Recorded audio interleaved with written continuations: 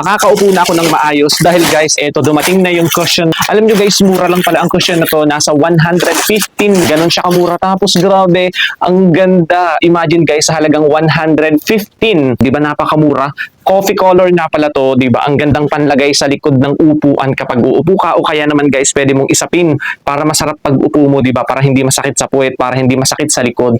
Grabe, meron din siya guys pantali para hindi natatanggal, oh. So maganda to guys sa office, sa faculty, kunyari teacher ka, sa table mo, sa chair mo, o kaya sa office mo pag nagwo-work ka. Alam niyo, pwede rin to guys sa kotse, sa car nyo, kahit pa sa jeep yan, kahit pa sa tricycle yan. Pwedeng-pwede ang cushion na to guys. Grabe, ang ganda. Tapos makapal siya, oh. Ang sarap talaga, grabe. Ang lambot-lambot lang nito. Kunyari guys, lalagay ko dito sa chair na to. O dito. O ayan. So pag upo ko, 'di ba?